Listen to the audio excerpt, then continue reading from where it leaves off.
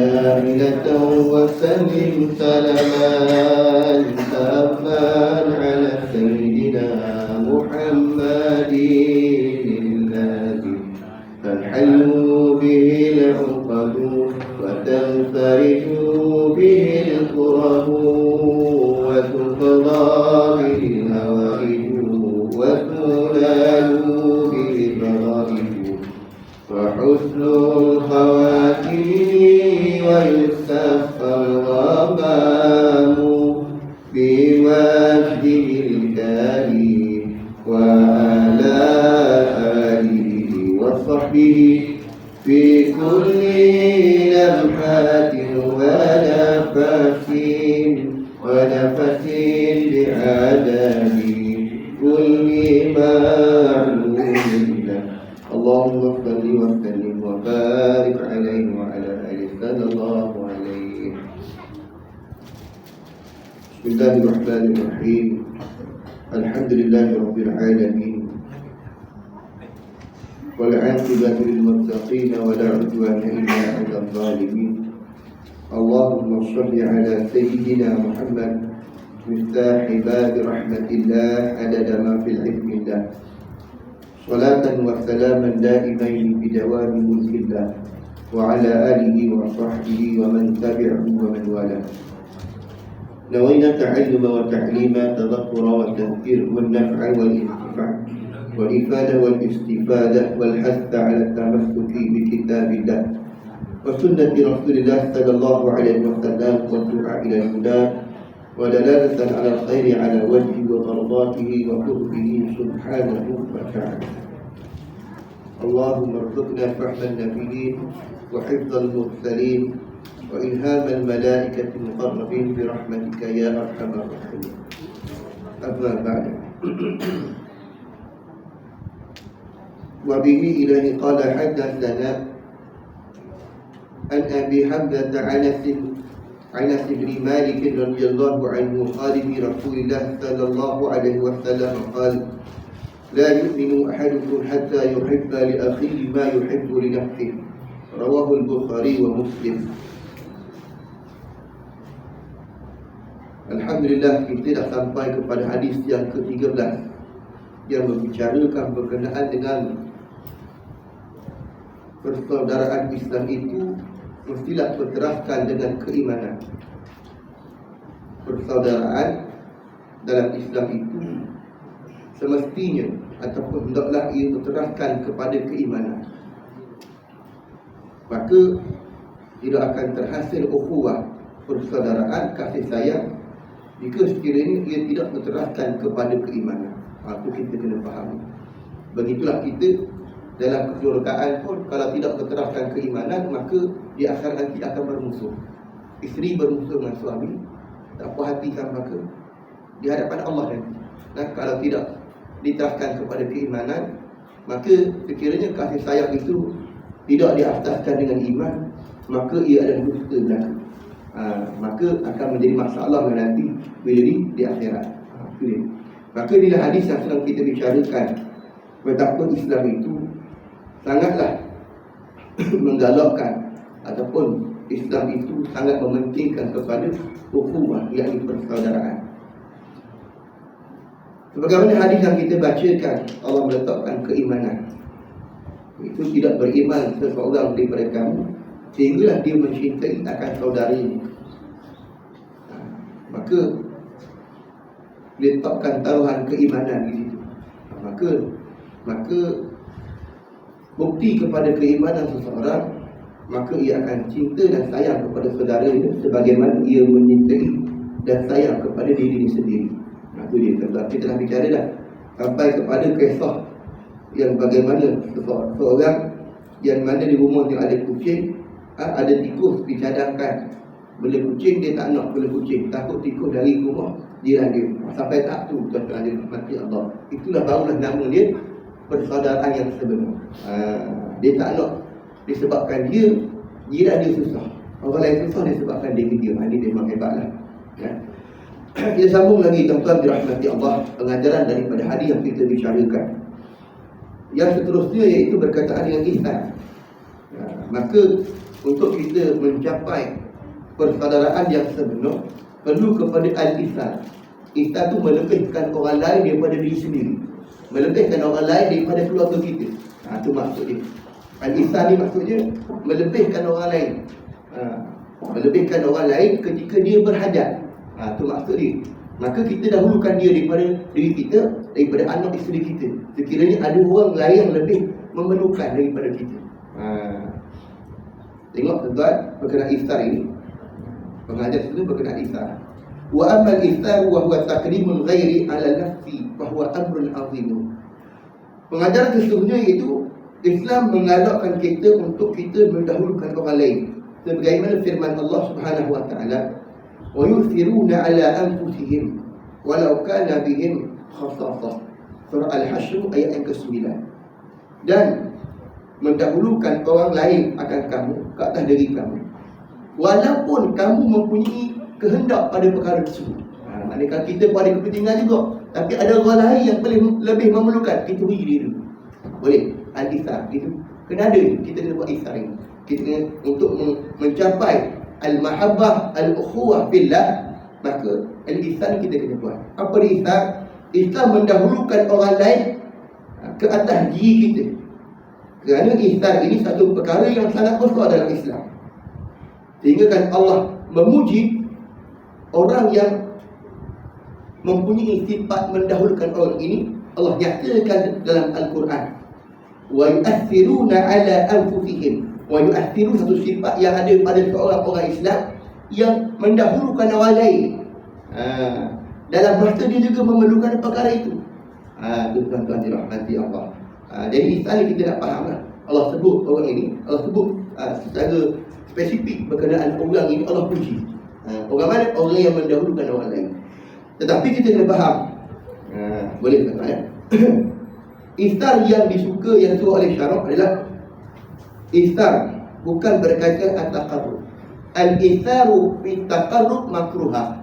Mendahulukan orang lain dalam melakukan ketaatan kepada Allah adalah makruh. Kena faham tu. Maka al-ihsan fi ghairiha, ihsan selain daripada itu, maka sangat disukai oleh syarak.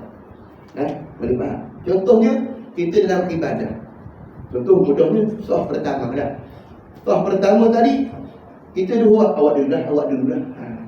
Di sini makruh kan? Kita datang awal dah. Tiba-tiba ada orang datang. Kita nak duduk depan.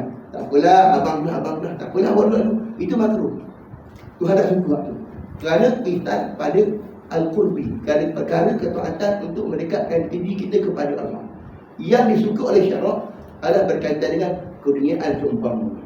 Contoh sebagaimana diceritakan sini asbabun nuzul ayat surah Al-Hasyr ayat ke-9 ni, kenapa Allah turunkan sebab nuzul dia. Boleh tak kan? Sebab nuzul, kita tengok sikit sebab nuzul ayat ini, kenapa Allah puji orang yang mendahulukan orang lain tadi. Maruya anna rajulan min ashabin Nabi sallallahu alaihi wasallam. Kenapa Allah turunkan ayat ini? Dikisahkan ada seorang sahabat Nabi sallallahu alaihi wasallam dihadiahkan kepadanya kepala kambing, Rasulullah. Kepala kambing ni, orang Arab suka makan kepala kambing. Kita tak nak kepala kambing. Kita nak apa? Kepala kambing. Kepala kambing tak masak tuan-tuan, kadang buang gitu saja kepala kambing, betul tak? Ada yang makan, tapi kalau pada masak sedap tuan-tuan.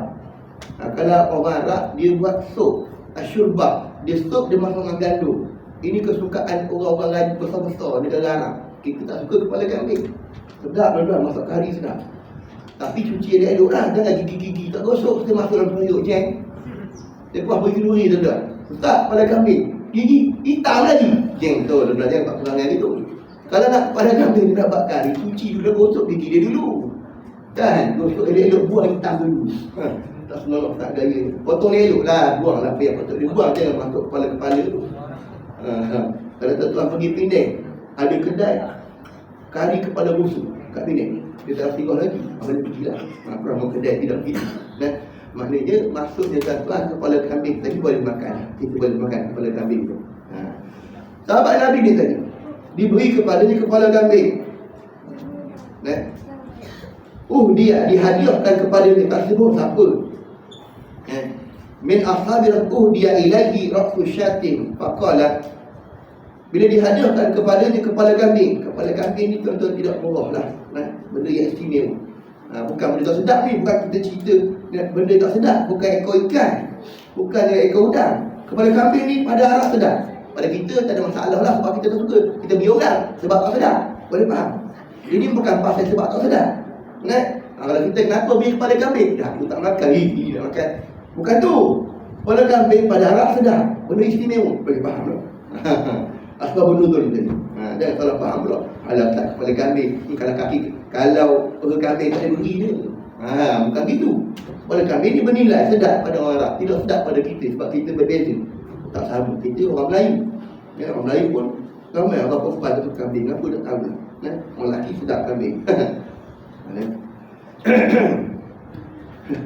Uhdiya ilaihi ra'su syatin, dihadiahkan baginya kepadanya kepala kambing. Faqala, lalu dia berkata kepada orang yang hadiah tadi, inna akhi fulanan wa iyaluhu ahwaj ila hadha minna. Tuan-tuan, kita pada tahu ni sahabat tadi tuan-tuan, orang tu bagi sebab nampak dia ni perlu makan, perlu pada kambing. Dia kata apa? Tak apalah, kawan aku, jiran aku semua lebih memerlukan, anak isterinya lebih memerlukan untuk makan kepala kambing. Kau bagi dia lah. Faham tak? Sikap al-ukhuwah dekat sini para sahabat. Dia tahu jiran apa, dia mana tahu jiran kita. Jiran kita jauh tak tuan? Dinding je beza dengan kita tau. Bukan jauh buat rumah kita, dinding je. Kita pun dinding depan dah tahi blok, tak nampak, tak kena jiran lah tuan. Bukan tambah-tambah lain. Sampai habis dah sebelah pun tak nampak tau. Tak kena jiran. Tuan-tuan dirahmati Allah Subhanahu Wa Taala, jangan buat perangai gitulah. Ada orang taman yang tak gitu tuan-tuan. Sebab itulah perlu Islam jadi menggalakkan kita bersaudara tadi tuan-tuan. Maka sahabat tu kata, tak apa, kau hadiahkan kepada jiran aku tu. Kalau kita ada gitu tuan-tuan, apa tuan-tuan? Tak apa, hadiahkan kepada jiran sebelah. Inna akhi, saudaraku sebelah sana, kata dia, fulanan wa iyalu, keluarga dia ahwaj, memerlukan, lebih perlu daripada aku. Fa ba'athahu ilai, maka dihantar ke sana. Sampai ke rumah kawan dia sebelah, wa ba'athahu zaka ila akhar, kawan tadi memang lapar perlu, dia tak makan. Dia kata apa pula? Hantar ke rumah aku, kawan aku sebelah, dia lagi perlu makan pada kambing keluarga dia. Hantar gitu tuan-tuan. Lepas tu yang hantar tadi pun hantar rumah sebelah lagi, dia kata. Ayat yang sama, hantar ke rumah kawan aku yang sebelah sana pula, dia kata. Yang sana lebih memerlukan, dengan ketuk kepala kambing tadi. Falam yazal yub'athu fihi min wahidin ila akhar hatta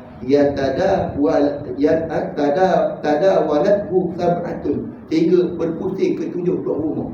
Kepala kambing tadi orang hantar 70 rumah, semua tak terima. Padahal semua lapar belaka ni, orang kenyang, orang sahabat bukan kaya tuan-tuan. Hantar. Jadi sampai 70 rumah, pusing balik ke rumah yang pertama tadi.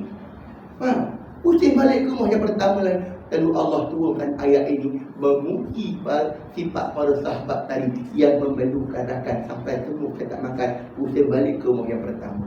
Boleh faham tuan-tuan? Ini al-Islam yang perlu ada pada kita. Kalau kita ada sifat ini tuan-tuan, insya-Allah kita akan melahirkan apa ni, satu masyarakat yang sangat bahagia. Inilah kita berpupuk tuan-tuan. Nampak tak? Itu antara sebab turun. Riwayat ini diambil daripada Rawahu al-Wahidi dalam kitab Asbabun Nuzul. Dan ada setengah ulama menceritakan pula sebab yang kedua ataupun riwayat yang kedua juga menceritakan sebab ayat ini turun. Ayat yang mana? Wa yu'athiruna 'ala anfusihim walau kana bihim khassasah. Walaupun mereka itu ada hajat pada benda itu, tapi dia mendahulukan rakan dia yang lebih berhajat. Itu dia tuan-tuan. Itu yang kedua. Boleh tuan-tuan. Sababun nuzuluha annahu ja'a rajulun ila Rasulullah sallallahu alaihi wasallam faqala inni majhudun ay balagha ju' min al-juhdi wa ghayatul masyaqqah. Maka ini cerita berkenaan dengan kisah sahabat dengan baginda Nabi sallallahu alaihi wasallam. Ini tuan, kita payahlah benda ni. Tapi ambil kat cerita untuk kita boleh mengambil pengajaran Baru kita berlaksanakan ke atas diri kita dan ahli keluarga kita. Maka datang seorang lelaki kepada Nabi SAW. Dia mengadu kepada baginda Nabi SAW.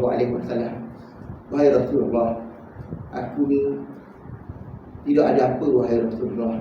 Aku ni terdampar, wahai Rasulullah. Dan aku ni sangat susah, wahai Rasulullah. Mengadu kepada Nabi. Dan Nabi pun tanpa tengok, Nabi mengutus seorang sahabat bertanya kepada orang rumah dia. Wa ba'atha ila nisa'ihi, bertanya kepada isteri, salah seorang isteri Nabi SAW. Lalu bertanya kepada isteri Nabi SAW. Lalu apa isteri Nabi jawab? Rumah kami pun tak ada apa, kata isteri Nabi. Rumah Nabi pun tak ada apa juga. Hingga dari riwayat Syama'il sebut, kadang-kadang rumah Nabi ada kurma, ada cuka dia. Bukan macam kita, rumah pun seperti air. Macam-macam benda ada rumah Nabi dok kita tu. Dia rumah Nabi. Kadang kurma, kadang ada tepung sampai kilo kadang rumah Nabi. Itulah Nabi SAW. Bila mana seorang lelaki, seorang sahabat mengadu pada Nabi, dia susah dan lapar, maka Nabi pun mengutus seorang sahabat pergi ke rumah tali isteri Nabi. Lalu apa isteri Nabi jawab? Rumah kami pun tak ada apa nak makan. Ada air masak. Ya, tak ada apa, tepung semua tak ada. Nak jamu dengan lagu mana? Ada air masak je, kata isteri Nabi SAW. Ini kehidupan Nabi SAW. Faqala Rasulullah SAW. Maka Nabi pun ketika itu bila isteri jawab, faqala Rasulullah SAW, Nabi pun beritahu, ma yudhi fahadal lail. Lalu Nabi bertanya kepada sahabat ketika itu. Maka sahabat tadi pergi kepada Nabi, isteri jawab. Nabi kata, isteri kamu kata tak ada apa-apa, ada air masak je. Lalu ketika Nabi dengan para sahabat, Nabi tanya kepada sahabat yang lain, hari ni siapa yang nak ada tetamu datang rumah dia? Nabi tawarkan kepada sahabat yang lain, ma yudhi fahadal lail. Siapa yang nak menjemput tetamu pada malam ini, kata Nabi SAW. Maka bangun seorang lelaki daripada Ansar. Ini sifat para sahabat, sifat Rasulullah SAW. Lalu bangun lelaki pada Ansar. Aku ya Rasulullah, aku boleh jemput tamu, aku boleh hidang makan pada tamu tadi. Dia tak tahu lagi kat rumah ada apa ni. Angkat tangan dulu tuan-tuan. Ana Rasulullah.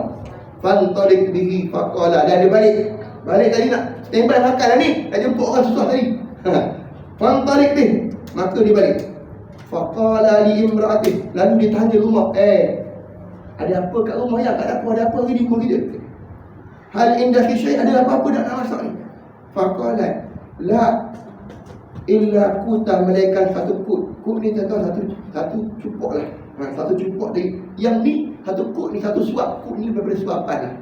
Untuk anak-anak kita je. Kita pun tak ada, untuk anak kita je. Susah dia dah pada sahabat tuan. Ini untuk anak kita je. Isi biryani untuk anak kita. Laki dia kata apa sahabat tu? Fa'alilihim bisyai'in. Kau buatlah macam mana supaya yang sikit tadi kita beri sahabat kita yang lapar tadi. Yang sahabat ni lapar, bini ni lapar, anak ni lapar. Yang ada untuk anak dia tadi pun, dia nak bagi sahabat yang Rasulullah tu bagi makan tadi. Fa'idha dakhala dhaifana fatfi'u siraj. Macam ni dah. Anak kita lapar, kau sebelum aku bawa tamu ni balik, kau masak dulu tepung yang ada tu. Kau tutup lampu, biar makan dalam gelas, supaya dia kita tak nampak apa ada rumah kita. Dan anak-anak tadi kau tidur dulu. Sebelum asyak kau tidur, sebelum makan waktu malam kau tidurkan mereka dulu. Fa'utfi'u siraj. Maka isteri dia pun pandang-pandangkan berita tadi. Wa nuzhiru lidhaifi ana na'kulu ma'ahu hatta yashma'. Sehinggalah aku tadi, suami dia melayan tetamu, terpaksalah makan dengan tetamu sampai kenyang. Yang dalam keadaan anak tadi ditidurkan dalam keadaan lapar kerana mendahulukan sahabat yang memerlukan makanan tadi. Bacaan Bitharidi wa ba'athu wadalat ma'al syuraka anna bil astafru. Maka ketika itu Allah SWT menurunkan ayat ini kepada baginda Nabi SAW. Sifat yang ada pada para sahabat, sanggup berkorban untuk orang lain. Isterinya, anaknya sanggup juga berkorban, yang tak komen apa kerana mendahulukan orang yang lebih berhajat. Orang ini tuan-tuan dirahmati Allah. Ini satu perkara yang kita nak ambil daripada hadis ini. Maka al-ukhuwah tadi, kepersaudaraan kini dibentukkan dengan perkara ini, maka ia akan menghasilkan satu masyarakat yang cukup harmoni. Maka kita lihat balik kita hari setiap mana kita. Jangan tengok orang tu tuan, tengok kita. Kita lalu mana? Kalau kita mampu buat, insya-Allah kita akan menghasilkan generasi yang cukup baik. Tapi kita bagaimana? Kadang kita banyak jalan kurang pada kita. Kita pun tak gitu kan? Kita bagi pun lebih-lebih. Habis malam ni gayanya, daripada buang tadi baik bagi jiran. Dia dah rumah. Dia panggil saya, ayolah Datuk Allah Alam.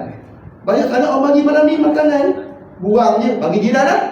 Bukan mula dapat bagi jiran dulu kita ambil lebih. Tak, kita bagi. Jiran tak lebih, dah tak habis. Tak habis ni gamuknya ni. Faham gamuk? Agak tak habis ni, bagi jiran lah. Itu pandangan kita. Bagaimana kita nak menghasilkan satu masyarakat yang baik, tentang dirahmati Allah Subhanahu wa taala. Itu pengajaran yang kita nak ambil, tuan. Kita usahakan al-isar. Kadang-kadang kita pun tak mampu isar dengan anak-anak kita. Gitulah tuan. Kita kadang-kadang suami pun tak mampu nak isar dengan isteri. Isteri pun tak mampu nak isar dengan suami. Tak apalah, aku lapor jadi lelaki, isteri aku kenyang. Kan ajar-ajar bagaimana lelaki ngetai kat luar, bini lapor kat rumah dan tak berdiri tu. Kadang ni tak tahu macam mana nak ramai. Macam mana? Jauh. Itulah tuan-tuan dirahmati Allah Subhanahu wa taala. Untuk dia dilapor pandai-pandai dia lah. Tuan-tuan dirahmati Allah. Jadi kita kena buat diri kita dulu lah. Tengok pengajaran seterusnya yang kita nak ambil, tuan-tuan.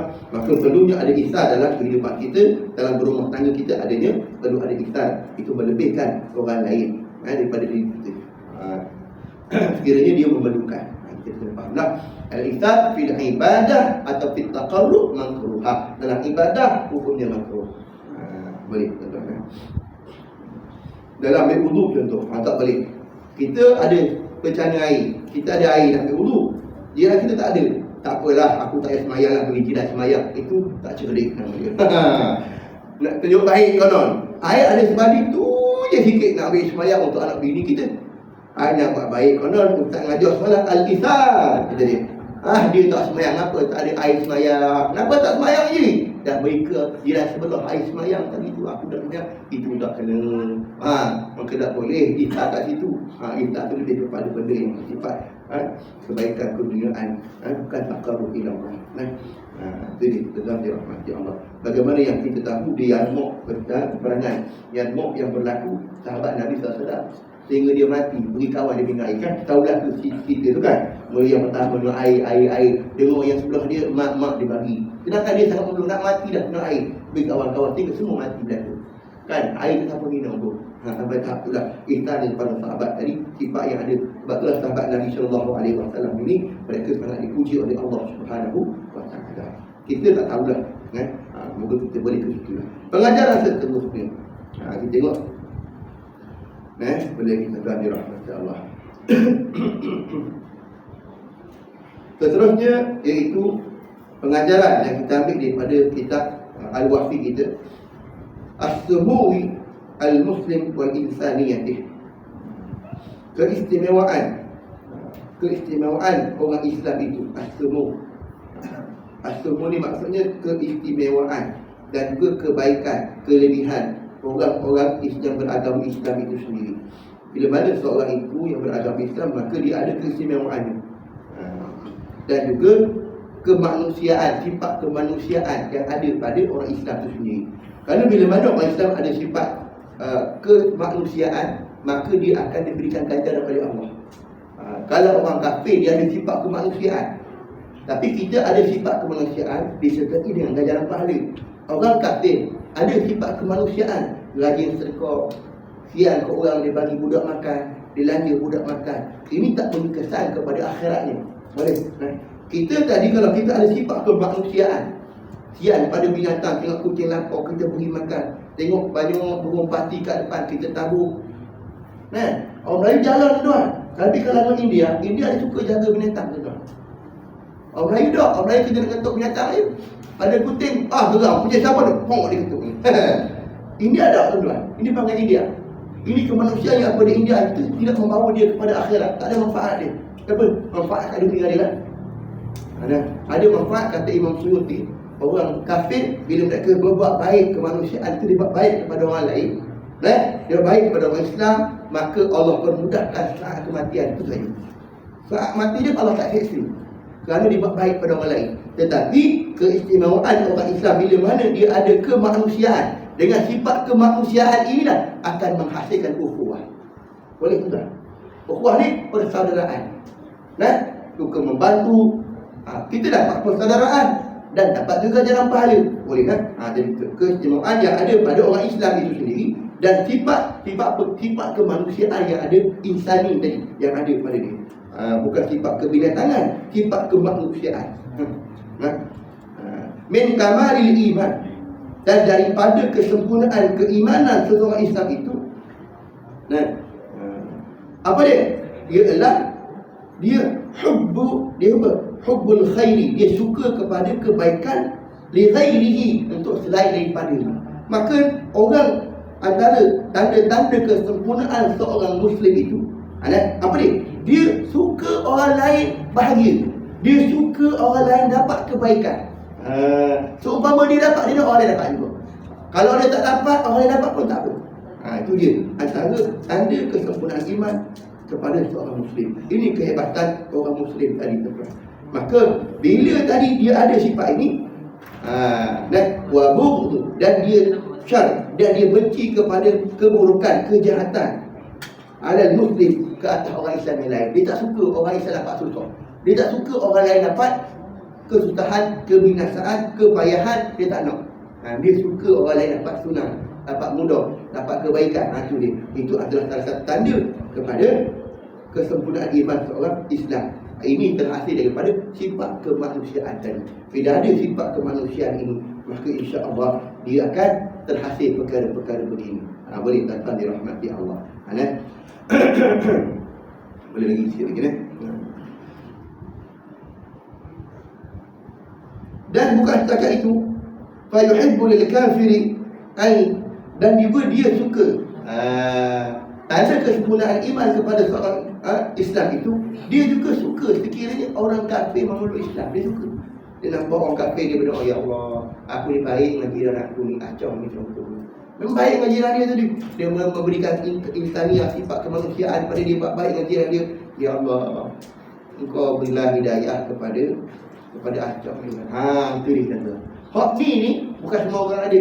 Ada dia kalau sebab doa kita ni, satu hari Islam ni, si acam tadi sangat besar ganjaran pahala kita. Ya Allah bagi kepada kita. Rahmati Allah. Maka ini tanda kesempurnaan bila seorang tadi dengan jiran dia yang bukan agama Islam, dia berhasrat, dia sangat suka sekiranya kawan dia yang bukan Islam, jiran dia yang bukan Islam tadi memeluk agama Islam. Itu dia letak. Itu juga tanda kepada kesempurnaan iman seorang Muslim. Dan dia membenci pada apa? Membenci akan wayubghidu lahul kufr wal fusuk, sangat apa? Membenci kepada kekufuran dan kefasikan. Boleh tuan-tuan dirahmati Allah. Ini adalah tanda keistimewaan orang Islam. Bila mana dia ada bila berkasih sayang tadi, maka ada pada sifatnya kemanusiaan. Dengan kemanusiaan itulah maka menunjukkan keimanannya kepada Allah SWT. Sebab apa tuan-tuan? Iman ini perlu kepada bukti. Iman tak boleh dengan kata-kata. Iman perlu kepada bukti. Perlu kepada bukti. Baik. Walihadza kana ad-du'a bil hidayah lil kafir mustahab. Maka dengan inilah kita faham bahawa untuk kita mendoakan supaya saudara-saudara kita yang tidak Islam untuk mendapat hidayah, itu perkara mustahabban, satu perkara yang sangat disukai oleh Allah. Kita doakan tidak kita masuk Islam, itu perkara yang sangat disukai oleh Allah Subhanahu wa taala. Seterusnya pengajaran keempat daripada hadis yang kita bacakan berkenaan dengan ukhuwah tadi, persaudaraan. At-tanafusu fil khairi min kamal iman. Berlumba-lumba dalam kebaikan juga salah satu daripada tanda kesempurnaan iman. Maka kita kena lumba-lumba buat kebaikan. Berlumba-lumba maknanya bulan puasa tak lama ni. Jadi malam bulan puasa je benda ni berlaku, tak puasa kurang. Bulan puasa je nak kat rumah orang bagi makan, betul tak? Kat sini berlaku lah. Tak bulan puasa, Allah, orang ni hantar kuih, orang ni hantar bersilang-silang pinggan kat rumah. Kita puasa pun tak nak hantar, nak balas apa pening kan? Biasa orang hantar pinggan, takkan nak pulang pinggan kosong kan? Mesti isi, tak nak pening dah buat jadual. Takkan cekodoh hari-hari. Kawan tu tak yang golek, sudah je. Kita nak hantar apa bulan ni? Tapi bulan puasa kata, bulan puasa kita buat jugalah. Seminggu sekali kita buat. Benda ni kena buat ni. Supaya ni ada tadi. Kita pening dah nak hantar apa tuan. Tapi Alhamdulillah satu benda yang sangat baik. InsyaAllah bulan puasa banyaklah benda tu tadi. At-tanafusu fil khairi, berlumba-lumba dalam kebaikan adalah salah satu daripada tanda kesempurnaan keimanan seseorang. laisa min nafsil iman wala min al-hasadi. Maka di sini berlumba-lumba dalam kebaikan ni lah bukan Allah suruh kita berlumba-lumba. Bagaimana firman Allah, wa fi dzalika falyatanafasil mutanafisun. Allah suruh kita bersegera berlumba-lumba. Allah tak suruh kita berdengki-dengki. Bukan mana berlumba-lumba ni nampak dengki, nampak kawan tu buat, aku nak buat juga. Bukan begitu. Dalam kebaikan ni tidak dimaksudkan dengki. Boleh faham tak? Contohnya kita nampak kawan kita sedekah, kita sedekah juga lah. Aku dah minta boleh tengok dia tu bagi kat surah 1000, aku lebih 10,000. Aku tak nak dia atas pada aku. Itu salah, tak boleh. Aku tak nak dia dapat lebih pada aku. Tak nak dapat mesti dia bawah pada aku. Contoh. Itu lah boleh cara tak suruh. Pertanyaan aku kat sini, kita buat kebaikan tadi bukan atas dasar dengki. Tak nak, Islam tak nak kat situ. Tetapi di sini kalau untuk kebaikan, di sini dia boleh dipanggil sebagai bukan dengki, dipanggil Allahumma salli ala sayyidina Muhammad. Dua perkara yang dicintai oleh syarak. Apa dia tuan-tuan? Kalau kita nampak seorang itu melakukan kebaikan, kita nak juga macam dia dapat kebaikan. Boleh buat kebaikan tadi. Contohnya kita nampak orang tu bersedekah dengan banyak, kita nak sedekah banyak macam dia juga. Itu disuruh oleh syarak. Itu dia tuan-tuan dia rahmati Allah. Dalam kebaikan lah. Itu tadi. Maka di sini kita kena berlumba-lumba. Dalam bila kita ada pertandingan perlumbaan kebaikan tadi, maka dia akan melahirkan persahabatan, ukhuwah, hubung jalin ataupun masyarakat yang baik. Boleh tuan-tuan. An yamunna alaihi bimithli fadail al-akhrawiyyah allati waqahu biha ghairi wa yatahidu an yalhaqu biha. Maka di sini berlumba di sini dimaksudkan adalah kita berlumba-lumba dalam menuntut kebaikan. Itu dia maksud tuan-tuan. Faham ya? Bukan sebab dengki, bukan sebab hasad tadi berlumba-lumba tadi. Maka kita berlumba-lumba tadi untuk sama-sama mendapat kebaikan. Kadang-kadang tak ada saingan. Ada orang bunyi, kenapa tak ada peperiksaan lah. Bila tak ada peperiksaan ni, dia jadi tak seronok. Budak tak ada saingan. Betul tak? Ada orang cerita lah, bapa, kenapa tak ada peperiksaan? Tak ada, tak nombor 1, nombor 2 tak ada kan? Ada nombor 1 sekolah rendah? Ada? Tak ada kan? Jadi mak bapak tak seronok dengar nampak anak nombor 1. Anak nombor 1 P6 benda P6 macam tu kan. Dia tak seronok, tak ada saingan. Bila ada, ini bukan nak condemn, tidak, dia contoh nak bagi ni. Kan dah hujung tahun ni, bila ada nombor 1 anak sekian-sekian, tempat pertama, ayah dia pun seronok. Ayah orang lain, macam mana anak nombor 1 dapat? Ada pandangan begitu. Maka kedudukan tadi membuat saingan. Berlumba-lumba dia. Berlumba-lumba tadi dibolehkan. Contoh kebaikan tadi, berlumba-lumba. Berlumba-lumba mengas rumah, berlumba-lumba pertandingan nak menghias rumah. Cantik lah semua. Rumah tambah bersih. Tampak tengok rumah orang sebelah tu, bunga dia mahal kan. Kita beli bunga mahal juga nak hias rumah. Kalau tengok pagar dia mahal, tak mampu, janganlah seksa suami suruh isteri pula mengemas. Begitulah keadaan dia tuan-tuan. Yang dimaksudkan di sini berlumba-lumba kebaikan supaya kita nampak bahagia tadi, nampak harmoni tadi, tidak kepada dengki. Dengki dia maksudnya apa hasad tadi kita dapat, kita nak orang lain hilang, ataupun kita dapat biar orang lain tak dapat sama. Kalau kita tak dapat, tak boleh kan. Ini dah tidak dibenarkan oleh itu dia. Masyarakat yang baik, yang harmoni, yang bahagia itu adalah hasil daripada keimanan. Maka untuk kita menghasilkan masyarakat yang baik, bagaimana baginda Nabi SAW membangunkan masyarakat Madinah Al-Munawwarah, hendaklah berpastikan kepada keimanan. Maka bila mana keimanan ini menjadi pasti, sudah pastilah masyarakat itu akan harmoni. Dan kita nak mendapat masyarakat yang bahagia. Bukan dengan semayang banyak dah. Orang kaki surau, tengok surau tu semua kaki surau berlaku. Adakah kaki surau tadi menjamin masyarakat tu jadi bahagia? Tak juga. Kadang kaki surau dia tengok tak kaki surau kadang. Dan yang bagus tu betul tak? Kadang udah naik surau tapi lain macam tengok tu. Kadang-kadang begitu. Pakai kereta tak kena iman tadi tuan-tuan. Tapi alhamdulillah surau tadi antara elemen nak menguatkan iman. Betul tuan-tuan. Kita kena faham tu tadi. Kita kena faham elok tadi. Maka balik surau kadang-kadang pakai kereta depan rumah orang keluar tak boleh. Tak boleh itu ke? Menyusahkan orang. Kadang benda ni semuanya kaitan dengan keimanan dan dapat dirahmati Allah. Itu dia. Lagi surau balik bukan begitu maksud saya. Maksud saya sebab yang menjadi pasti itu keimanan. Kita kena menerapkan keimanan kepada masyarakat. Tengok sikit lagi tuan-tuan. Wa fi hadzal hadis, dalam hadis yang kita bicarakan ini, likulli muslimin, setiap orang yang beragama Islam itu ayah bila nafsahu ala hubbil khair. Nah, hendaklah dia Nabi SAW suruh kita ini, kita kena ajar diri kita supaya kita mencintai orang lain. Jadi ajar kepada kita supaya kita mencintai orang lain.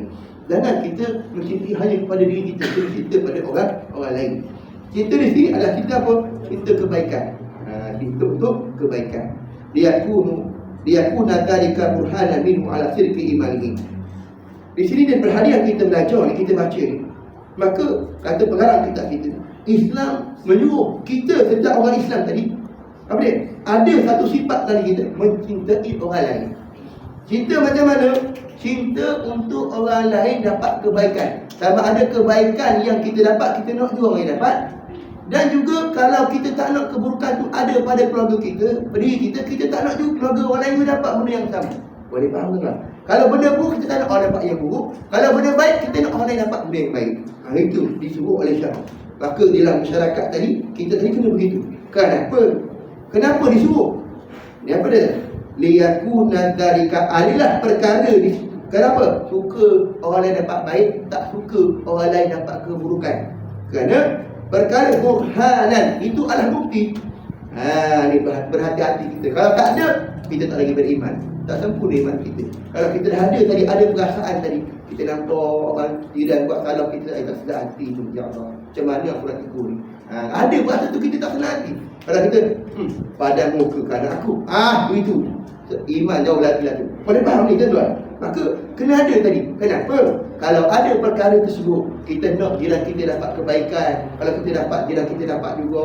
Kalau kita tak nak keburukan tu ada pada keluarga kita, anak kita, kita sendiri, kita tak nak juga perkara tersebut dapat pada jiran-jiran kita keburukan tadi. Boleh faham? Kemudianku adalah perkara tersebut burhanan, tanda minhu ala sirki imani, tanda kepada benarnya keimanan seorang tadi. Wa hasuna, maka eloknya Islam. Allah, tuan-tuan. Maka dia kita kena pupuk, tuan-tuan. Kita masyarakat, kita kena pupuk perkara ini. Maka kita saling ada masyarakat ini. Maka kalau kita ada di setiap masyarakat, setiap apa individu dalam masyarakat tu ada benda ni, insya-Allah kita akan menghasilkan mujtama'ul fadil, masyarakat yang bahagia. Tuan-tuan dirahmati Allah. Maka kalau kita nak masyarakat yang bahagia tanpa dipaksikan dengan iman, itu mustahil. Mustahil sama sekali. Bukan dengan duit kita boleh bahagia, bukan dengan apa pun, dengan keimanan tadi. Boleh tuan-tuan. Wa amsaka, antara lagi menahan, mengelakkan an idza'ihim. Kita tadi, kita berada dalam masyarakat itu, kita kena pastikan kita tahan, kita elakkan orang lain dapat keburukan, dapat kebinasaan, dapat perkara yang tidak menyenangkan. Contoh kita elakkan, kita tanam pokok kelapa, tanam sebelah jiran. Ini kadang-kadang kita main ambil remeh, kata jangan. Pokok bunga, pokok kita tanam, pastikan ambil ni, tak selesai di dunia, akhirat akan dihakimkan oleh Allah. Nabi ingat tuan-tuan, Nabi pesan. Nabi bertanya sahabat, atadruna mal muflis? Sahabat-sahabatku, Nabi tanya, kamu tahu tak siapa muflis? Jangan sampai kita banyak mengaji, banyak puasa, banyak sedekah, banyak haji, banyak umrah, banyak segala-gala Al-Quran, tapi ngajiran kita tak ambil benda tu. Kita ambil enteng pasal pokok bunga, kita ambil enteng pakai pokok pelang, pokok kelapa, sampai jiran kita termakan hati. Jangan tuan-tuan, penat kita. Atadruna man muflis? Kau tahu tak siapa muflis? Sahabat jawab, ya Rasulullah, muflis al-muflis tu man la dirhaman wala dinara. Muflis tu mereka yang tak ada dirham, tak ada duit, tak ada apa-apa, tak ada dirham, tak ada dinar. Bukan itu maksudku, kata Nabi. Al-muflis tu, muflis itu yang orang yang akan datang kepadaku nanti dalam keadaan banyak puasanya, pahala puasa, pahala sedekah, pahalanya banyak. Pada masa yang sama, yuzlimu hadha, dia menzalimi hadha, wa daraba hadha, wa yu'zi hadha, dia menyakiti hati orang ini, dia memukul orang ini, dia menzalimi orang ini. Akhirnya orang yang dizalimi itu, ketika mereka orang yang dizalimi itu tak ada pahala, dia akan diambil pahala oleh orang yang dizalimi itu. Tuan-tuan, ini kita kena ambil perhatian dalam bab ini untuk menghasilkan generasi ataupun penduduk yang harmoni. Kita kena ambil kita bukan orang lain, kita pastikan kena ambil. Jangan sampai tu sampah letak kat depan dah berulat, kita biarkan dia busuk, menyeksa kawan sebelah. Kita simpan rumah kita dulu, biar kita berbunyi dengan jiran. Ini kadang, tuan-tuan, ingat, penat kita beribadah, kita menyeksa jiran kita, tuan-tuan dirahmati Allah. Nabi kata yu'ti hadha wa yadhlim hadha, dia menzalimi orang ini, di akhirat tak datang orang ini menuntut balik apa yang dizalimi tadi. Akhirnya pahala kebajikan yang dibuat tadi akan diberikan kepada orang yang dizalimi. Sekiranya habis pahala tadi, semua dosa orang yang dizalimi tak selesai lagi, tak habis lagi. Dosa tadi dipindahkan kepada dia. Tuan-tuan, menakkan ibadah. Kalau kita tak ambil berat wanita tuan, pastikan jangan sakiti hati jiran. Dahan pokok kita beri elok-elok, potong elok-elok. Tanam pokok tanam lah, tanya jiran dulu, aku tanam pokok ni, Ji, boleh? Tanam dah, esok bagi 2 lah buahnya. Jangan dahan kau beri daun, buah kau tak beri. Air bergerak, buah senyap aja, daun penat kawan tu menyapu. Tak merasa langsung biji buah belang, daunnya kami rasa. Tuan-tuan, jangan buat kita tuan-tuan penat kita sedekah tuan-tuan. Kena ingat ni perkara ni tuan-tuan. Ini menandakan keimanan kita tuan-tuan. Kalau kita hidup berjiran tadi, kita kena pastikan mana apa-apa sajalah. Sebab itulah hidup berjiran ni kita kena sentiasa dengan jiran kita, tanya elok-elok dan sebagainya. Itu dia tuan-tuan, rahmat Allah. Dan kita dalam keadaan bertemu Allah dalam keadaan muflis. Muflis ni maknanya harta banyak tapi hutang lebih daripada harta yang ada. Itu muflis. Bukan tak ada harta, ada banyak, kita rajin sedekah. Qiyamul nombor 1. Qiyamul tak malam, banyak tadi simpanan. Tetapi simpanan tadi rupanya hutang lebih banyak pada simpanan. Muflis lah jawab ni. Boleh. Dah. 5 minit lagi. Boleh. Maka kena berhati-hati dalam kita. Saya nak update kat sini tuan. Minggu depan dah. Tidak. InsyaAllah. Maka Islam tadi sangat menyuruh kita untuk mengangkat kezaliman dan keburukan. Itulah Islam tuan-tuan. Islam tadi sangat menyuruh kita untuk menyebarluaskan akan kebaikan, keamanan, kedamaian dan mengangkat keburukan dalam apa jua situasi dan keadaan sekalipun. Terutama dalam kita kerukunan berumah tangga tadi kita kena jaga. Watan tabimu syu'un hayat. Dan Islam tadi suruh kita menyusun, mengatur kita punya kehidupan kita. Kena atur dia itu. Tak boleh dibiarkan begitu, kena atur betul dia itu. Ini tugaslah, tugas ketua kampung kita mengatur. Adakan program-program, cara masyarakat ni kena ada, cara miskin, cara nak jaga kena ada program-program ni. Qala ma asbaha kulli fardin. Sesungguhnya hendaklah setiap fardin, setiap individu dalam masyarakat itu merasakan perlu ada pada rasanya untuk memberikan kebaikan kepada orang lain. Ini kena ada pada kita tuan-tuan. Nak tak nak kena ada, kerana kiranya ada perasaan tersebut, maka itu tanda kita beriman. Kalau tak ada, bermakna kita tidak lagi beriman, jadi tidak sempurna iman kita. Maka kita kena pupuk. Tidak tuan-tuan, bukan boleh main-main, tak boleh.